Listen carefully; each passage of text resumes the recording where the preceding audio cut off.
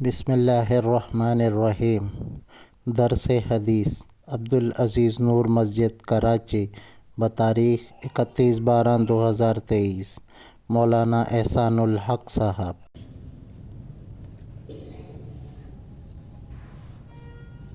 بسم اللہ الرحمن الرحیم۔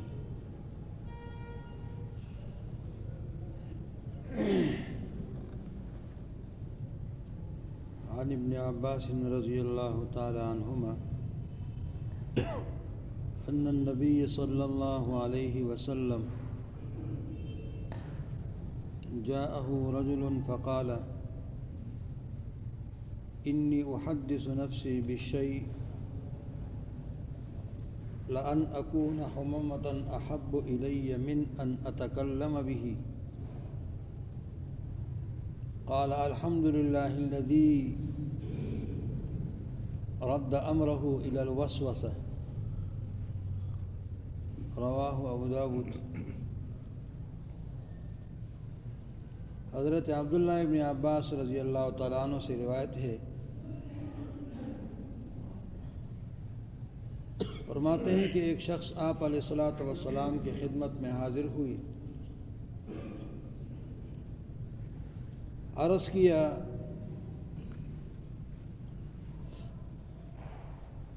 کہ میں اپنے نفس کے اندر ایک ایسا خیال پاتا ہوں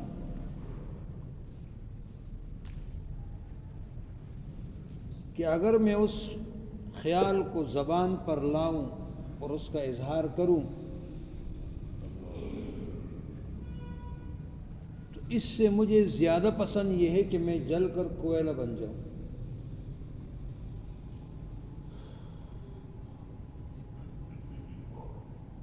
پیغمبر علیہ الصلوۃ والسلام نے فرمایا کہ اللہ کا شکر ادا کرو کہ اللہ تبارک و تعالیٰ نے اس خیال کو وسوسے کے حد تک رکھا اور اس سے آگے بڑھائے نہیں۔ وسوسے کے حد تک رکھ کر اس کی برائی کو دل کے اندر ڈالا اور اس خیال کو خیال ہی جانا اور اس قدر اس کو برا خیال کیا کہ زبان پر لانے سے بہتر اپنے آپ کے جل جانے کو سمجھتے ہیں۔ یہ ایک ایمان کی علامت ہے، یہ ایمان کا احساس ہے، یہ ایمان کا شعور ہے کہ اب تک یہ موجود ہے۔ یہ جو کیفیت ہے کہ اس خیال کو زبان پر لانے سے بہتر اپنے آپ کے جل جانے کو سمجھتے ہو،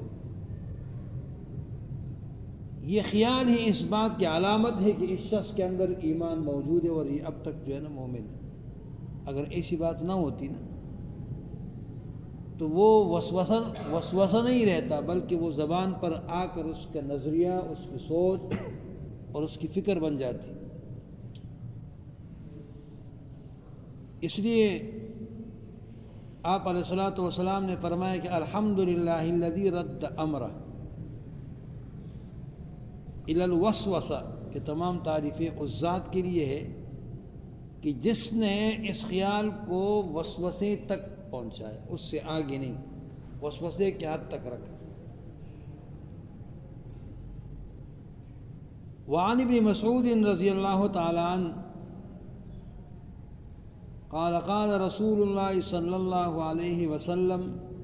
ان للشیطان لمۃ بابن آدم وللملک لمۃ فاما لمۃ الشیطان فإعاد بالشر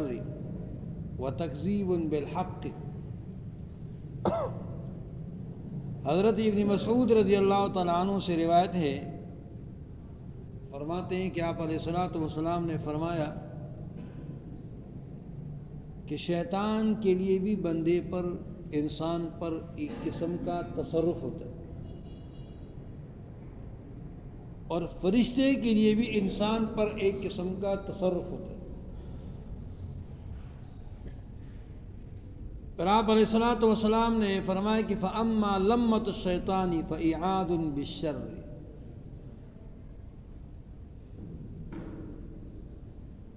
کہ شیطان کا تصرف یہ ہے کہ وہ انسان کو برائی پر ابھارتا ہے، وَتَكْذِيبٌ بِالْحَقِّ، کہ وہ انسان کو حق کی جھٹلانے پر جو ہے نا وہ آمادہ کرتا ہے، گناہ کے کام پر، معصیت کے کام پر، نافرمانی پر، بد اخلاقی پر اس کو ابھارتا ہے، اچھے اخلاق سے اس کو نکال دیتا ہے، اور حق کی تکذیب پر اس کو ابھارتا ہے کہ اگر کوئی آپ کے سامنے صحیح بات کرے، درست بات کرے، کوئی اچھی بات کرے، نیکی کی طرف ترغیب دے اور بلائے تو اس کی بات کو ٹھکراؤ،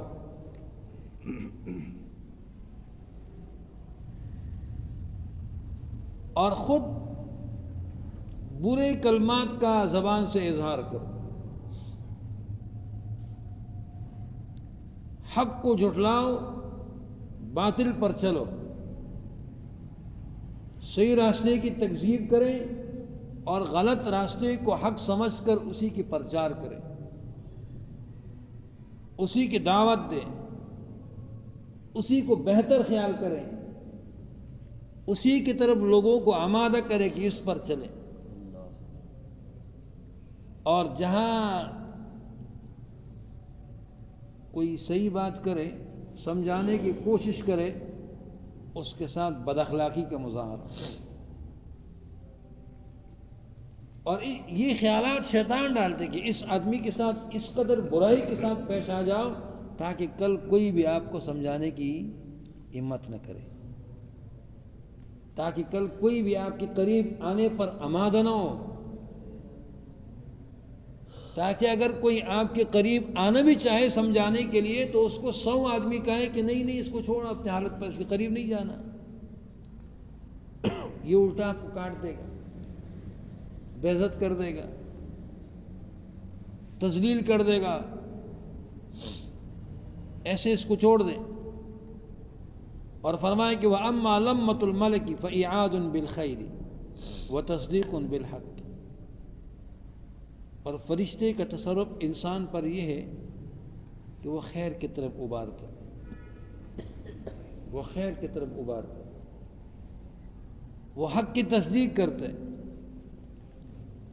فَمَنْ وَجَدَ ذَلِكَ فَلْيَعْلَمْ أَنَّهُ مِنَ اللَّهِ، اور فرمایا کہ جو اپنے اندر اس خیال کو پائے نا کہ جب اس کے اندر اطاعت پر آمادگی آتی، اس کے دل کے اندر خیر کا جذبہ پیدا ہوتا ہے، اس کے اندر نیکی کی طرف جو ہے نا وہ میلان اس کے دل میں پیدا ہوتا ہے، اس کو اگر کوئی صحیح بات بتائے، اچھا مشورہ دے، خیر کی بات اس کو کرے تو وہ اس کا شکر گزار بنے، شکریہ ادا کرے کہ آپ نے میرے ساتھ اچھائی کا معاملہ کیا، خیر کا برتاؤ کیا، آپ نے ایک اچھے عمل کی طرف جو ہے نا میرے رہنمائی کر دی۔ حدیث کے اندر ہے نا کہ جو آدمی میت کی تکفین میں اور پھر جو ہے نا قبرستان تک لے جانے میں شرکت کرتے ہیں، اس کے لیے ایک قرات، جنازہ جو پڑھتے ہیں اس کے لیے ایک قرات، اور دوسرا جو اس کی تکفین میں قبرستان تک لے جانے میں اور وہاں تدفین کے اندر شرکت کرے نا تو اس کے لیے 2 قرات ثواب ہے۔ میں آپ کو ہمیشہ بتاتا ہوں نا کہ حضرت عبداللہ ابن عمر رضی اللہ تعالیٰ عنہ بہت زیادہ متبع سنت صحابی تھے، بہت زیادہ متبع سنت، یعنی کچھ امور آپ علیہ الصلوۃ والسلام کے ایسے ہوتے ہیں نا کہ اس کی پیروی اور اتباع کرنا ضروری نہیں ہوتا، کچھ تو ایسے ہوتے ہیں کہ جو کرنے کے لیے ہوتے ہیں، کچھ ایسے ہوتے ہیں کہ جو کرنے کے لیے جو امت کے لیے اس پر عمل کرنا ضروری نہیں ہوتا، آپ کے اپنے ذاتی اعمال ہوتے ہیں۔ لیکن حضرت عبداللہ ابن مسعود رضی اللہ تعالیٰ عنہ ہر عمل کی جو ہے نا وہ اتباع و پیروی کرتے تھے، یہاں تک کہ اگر پیغمبر علیہ الصلوۃ والسلام سفر پر اگر کہیں جاتے ہیں نا اور راستے میں کہیں آرام کے لیے بیٹھے ہوتے تو اب آرام کے لیے وہ تو تھکاوٹ کی وجہ سے بیٹھنا ہوتا ہے نا، اب جو تھکے گا تو وہ آرام کرے گا بیٹھے گا، جو نہیں کرے گا تو وہ اپنا سفر جاری رکھے گا۔ اب یہ ایک ایسا عمل ہے کہ اس پر امت کے لیے جو ہے نا یہ حکم نہیں ہے کہ جہاں پیغمبر علیہ الصلوۃ والسلام بیٹھے تم بھی وہیں بیٹھے، لیکن حضرت عبداللہ بن مسعود رضی اللہ تعالیٰ عنہ کو جہاں جہاں پتہ چلتا تھا کہ آپ علیہ الصلوۃ والسلام یہاں بیٹھے، وہ وہاں 2 منٹ کے لیے کیوں نہ ہو بیٹھ جاتے تھے،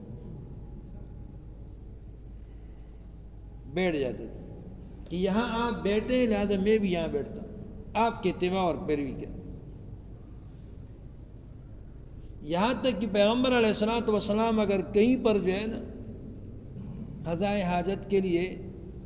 بیٹھے ہوتے نا تو حضرت عبداللہ بن مسعود رضی اللہ تعالیٰ عنہ وہاں آ کر ویسے ہی بیٹھ جاتے تھے، اگرچہ اس کو ضرورت نہ ہوتی تھی، ویسے ہی بیٹھتے تھے، پھر اٹھتے تھے کہ یہاں پر علیہ الصلوۃ والسلام بیٹھے۔ ہر چیز کے اتباع، ہر چیز کے اتباع و پیروی کرتے تھے، اور صحابہ بھی جانتے تھے کہ یہ سب سے زیادہ متبع، ایسے معاملات کے اندر بھی اتباع کرتے کہ جن کا مطالبہ بھی نہیں ہے اتباع کرنے کا، وہاں بھی اتباع کرتے، باقی تو سب صحابہ کرتے تھے، لیکن ان کا معاملہ ہی نرالی۔ آپ علیہ الصلوۃ والسلام نے پوچھے نا صحابہ سے کہ ایک ایسا درخت بتاؤ کہ جس کے پتے کبھی سوکھتے نہیں، بڑے بڑے صحابہ وہاں بیٹھے تھے، کسی کی ذہن میں یہ بات نہیں تھی، یہ جانتے تھے لیکن کہا کہ اتنے بڑے بڑے بیٹے ہیں نا اور کوئی نہیں بتاتے، میں ایک چھوٹا بچہ ہو کر کیسے بتاؤں۔ آپ علیہ الصلوۃ والسلام نے خود بتایا، جب یہ گھر پہ آئے تو اپنے والد سے کہا، حضرت عمر رضی اللہ تعالیٰ عنہ سے، کہنے لگے کہ مجھے معلوم تھا کہ یہ درخت کون سا ہے، میں جانتا تھا۔ جب آپ علیہ الصلوۃ والسلام نے پوچھا، میں جانتا تھا کہ یہ درخت کون سا ہے، لیکن وہاں آپ تھے، حضرت ابوبکر صدیق رضی اللہ تعالیٰ عنہ، بڑے بڑے حضرت عبداللہ بن مسعود رضی اللہ تعالیٰ عنہ جیسے علم صحابی، بڑے بڑے لوگ تھے، اب سب خاموش تھے، تو میں کیسے ان کے سامنے بول لیتا، مجھے 100% پتہ تھا یہ کیا۔ حضرت عمر رضی اللہ تعالیٰ عنہ نے فرمایا کہ اگر آپ اس وقت بولتے ہیں نا تو میرے سر کو آپ فخر سے بلند کر دیتے، اور آپ کو بولنا چاہیے تھا،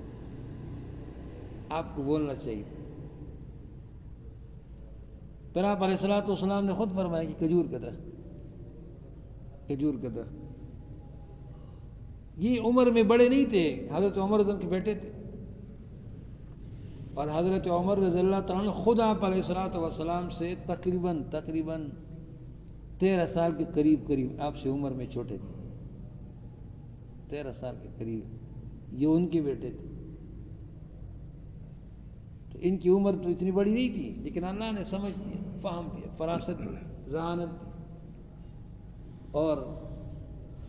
تو فرماتے ہیں کہ میں نے بہت سے قرات ضائع کر دیے، تاکہ یہ حدیث میرے سامنے نہیں ہے۔ اب ہر صحابی کے سامنے ہر حدیث موجود ہے نا، ایسی بات بھی نہیں تھی، ہر صحابی کے سامنے ہر حدیث موجود نہیں۔ یہ جو اختلاف آتا ہے نا معاملات میں، کوئی کس طریقے پر ہر چیز کے اندر، یہی ہے نا، ایک صحابی نے جو سنا اس نے وہی بیان کر دیا، دوسرے نے جو سنا اس نے وہی بیان کر، تیسرے نے جو سنا اس نے وہی بیان کر دیا۔ اب جس کے سامنے آخر والی حدیث جس کے سامنے نہیں آئی تو جو اس نے سن لیا تو وہ اسی پر عمل پیدا رہا، لیکن جب اس کے سامنے روایت آئی کہ آپ علیہ الصلوۃ والسلام کا یہ عمل تبدیل ہو کر اس طریقے پر آیا اور ہم اس کے گواہ ہیں، اپنا عمل کو چھوڑ دیتے تھے۔ بہت سارے ایسے جو نا معاملات ہیں کہ جب صحابی کے سامنے آپ علیہ الصلوۃ والسلام کا طریقہ سامنے آیا کہ آپ کا پہلا عمل یہ تھا، پھر آپ نے اس کو ترک کر کے یہ والا عمل آپ نے شروع کیا، تو اس نے بھی اپنے عمل کے اندر تبدیلی لائی۔ تو حضرت ابن عمر رضی اللہ تعالیٰ عنہ کہنے لگے کہ میں نے نیکی کے بہت سے قرات ضائع کر دیے کہ مجھے آج تک نہیں معلوم تھا، یہ حدیث میرے سامنے نہیں ہے، اور اب آئی اور اتنی زندگی گزر گئی۔ اب میں جنازے میں شرکت تو کرتا تھا، ہر جنازے میں شرکت کرتا تھا، لیکن مجھے یہ نہیں پتہ تھا کہ جنازے کا بھی اتنا ثواب اور جنازے کے بعد تدفین تک جانے پر اتنا بڑا ثواب نہیں۔ اگر مجھے یہ پہلے سے پتہ ہوتا نا، میں ہر میت کے ساتھ تدفین تک جاتا اور تدفین کرا کے جو ہے نا پھر واپس، تاکہ میں یہ ثواب میرا ضائع نہ ہوتا۔ تو فرمایا کہ جو اپنے دل کے اندر یہ کیفیت اور یہ خیال پائے نا، فَلْيَعْلَمْ أَنَّهُ مِنَ اللَّهِ، تو وہ یہ سمجھ لے کہ یہ اللہ پاک کی طرف سے اس کو ہدایت ہے، یہ اللہ پاک کی طرف سے اس کو ہدایت ہے۔ فَلْيَحْمَدِ اللَّهِ، اور پھر وہ اللہ پاک کا شکر ادا کرے، اللہ کا شکر ادا کرے۔ وَمَنْ وَجَدَ الْأُخْرَى، اور جو دوسرا والا خیال پائے، جو پہلا والا، جو نیکی کی بجائے جو ہے نا وہ شر کے پیچھے بھاگتا رہے، اسی کی طرف جو ہے نا وہ چلتا رہے، اسی پر عمل پیرا ہوتا رہے، اسی کی پرچار کرتا رہے، اسی کو بہتر سمجھتا رہے۔ فَلْيَتَعَوَّذْ بِاللَّهِ مِنَ الشَّيْطَانِ الرَّجِيمِ، تو وہ اللہ کی پناہ میں آئے شیطان مردود سے، اللہ کی پناہ مانگے، وہ اللہ کی پناہ میں۔ آج کل تو اللہ معاف کرے، اللہ معاف کرے، خیالات اتنے بگڑ چکے کہ آدمی کچھ نہیں بتا سکتا۔ اور اچھے خاصے لوگ اتنا جھوٹ بولتے ہیں کہ اللہ معاف کرے، اتنا پروپیگنڈے سے متاثر ہو کر پروپیگنڈا کرتے ہیں، اتنے بہتان باندھتے ہیں۔ یہ میں وہ باتیں کرتا ہوں نا، میں جو ابھی بتا رہا ہوں، میں نام نہیں لے رہا ہوں، لیکن جن کا مجھے خود مشاہدہ ہے، میں یہی کی بات کر رہا ہوں، دور کی بات نہیں کر رہا ہوں۔ اور اچھے لوگ مجھے ترس آتے کہ عمر کی اس حد تک پہنچنے کے بعد بھی اگر آدمی کی یہ کیفیت ہے، یہ حالت ہے، تو پھر کب یہ جو ہے نا راہ راست کی طرف آئے گا، کب اس کو سمجھ جو ہے نا وہ آئے گی کہ یہ جو صحیح بات کو صحیح کہہ دے اور غلط کو غلط کہے۔ اور پھر جو بہتان تراشیاں کرتے ہیں، یہ کل اللہ پاک کے سامنے جواب دہی نہیں کرنی پڑے گی۔ ایک تو یہ نا کہ خیال ہے، آپ کسی کے متعلق ایک خیال رکھتے، ایک تو یہ کہ آپ باقاعدہ اس کا اظہار کر کے جو ہے نا لکھ دیتے ہو کہ فلاں نے یوں کیا، فلاں نے یوں کیا، فلاں نے یوں کیا، اور فلاں اتنا بڑا فرشتہ ہے۔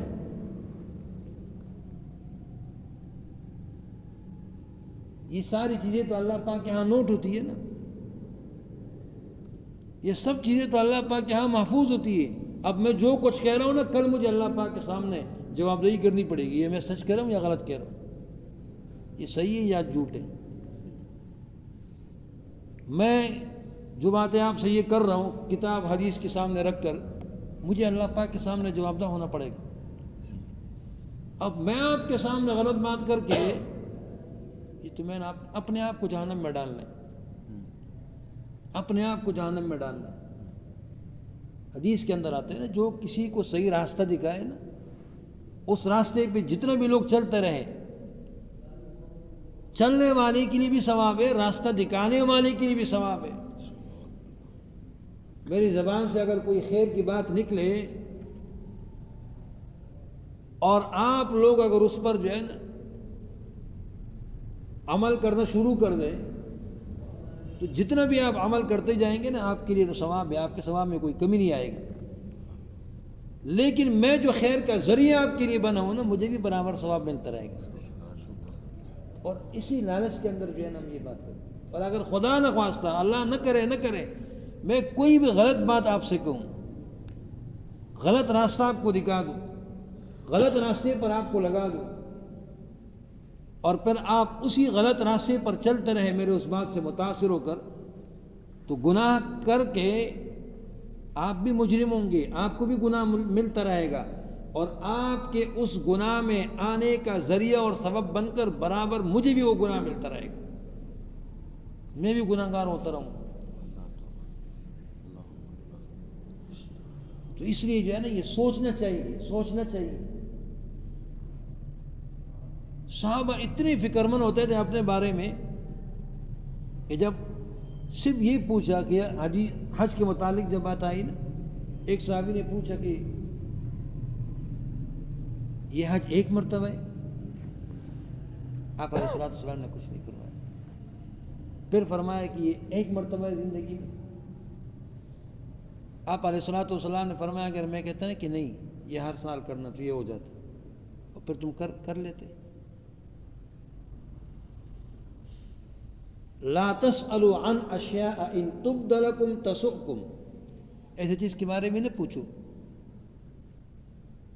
یہ تو نزول وحی کا زمانہ ہے کہ اگر اس چیز کی وضاحت تمہارے لیے آئے پھر تم مشکل کے اندر پڑ جاؤ.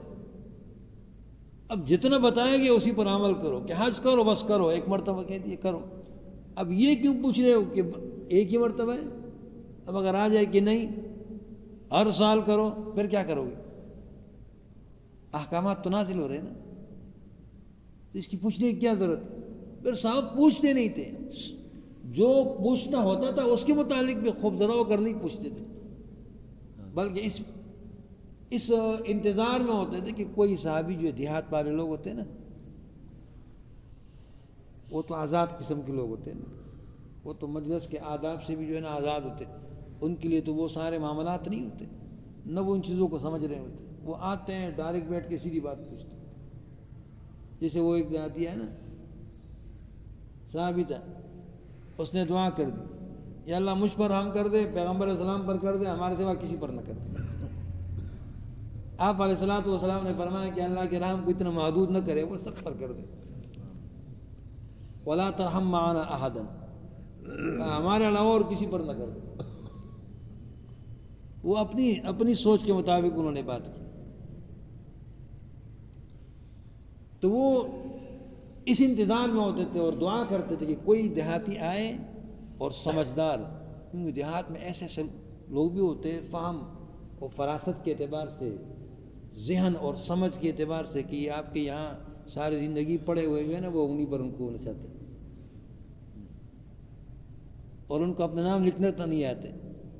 لیکن جہاں تک ان کی سوچ ہوتی ہے نا، یہاں کی سوچ کی جہاں اختتام وہاں سے ان کی ابتدا ہوتی ہے. تو اس لیے وہ اس انتظار میں ہوتے تھے کہ کوئی ایسا صحابی آئے جو آپ علیہ الصلوۃ والسلام سے پوچھے. اور بہترین سوال نصف علم ہوتے ہیں. اچھے سوال جو ہوتے ہیں نا، یہ آدھا علم نہیں، اچھے بہترین سوال ہوتے ہیں. ایک کام کی بات پوچھے تو جواب بھی آپ کو ملے گا، فائدہ بھی ہوگا نا. بے کام باتیں پوچھتا ہے تو کیا فائدہ اس کو؟ کہ سمجھدار آدمی ہوگا، اچھی بات پوچھیں گے. اور صحابہ سارے بیٹھے ہوتے تھے کہ یہ پوچھے اور ہم جواب سنیں اور ہمیں فائدہ ہو. تو اس لیے جو ہے نا، یہ خود اپنے اس عمل کو، اس سوچ کو، اس فکر کو، اس خیال کو دیکھ کر نا، خود آدمی اپنے اوپر جو ہے نا وہ اپنے بارے میں خود فیصلہ کر لے، کسی سے کرائے نہیں، خود اپنے بارے میں فیصلہ کر لے کہ اس پر تسلط کس کا ہے، شیطان کا ہے یا فرشتے کا ہے، یا وہ کس طرف جا رہے ہیں، دین کی طرف جا رہے ہیں یا دین سے جو ہے نا وہ دوری کی طرف جا رہے ہیں، بے دینی کی طرف جا رہے ہیں. اگر اچھی باتیں اس کے دل میں آتی ہے، خیالات میں جاتی ہے، وہ عمل کی طرف مائل ہوتے ہیں، اللہ کا شکر ادا کرے، اللہ کا شکر ادا کرے. اللہ پاک اس کو اس ہدایت دے رہے، نیکی کی طرف اس کو لا. اور اگر جو ہے نا جس طرح یہ صحابی پہلے والے حدیث کے اندر بات آئی نا کہ میرے ذہن میں ایسے خیالات آتے ہیں کہ میں اپنے جل جانے کو پسند کرتا ہوں لیکن ان خیالات کو زبان پر لانے کو پسند نہیں کرتا. اگر ایسی بات آتی سمجھو کہ یہ شیطان کا وسوسہ ہے. اللہ تبارک و تعالیٰ ہم سب کی حفاظت فرمائے. چینل امت محمدیہ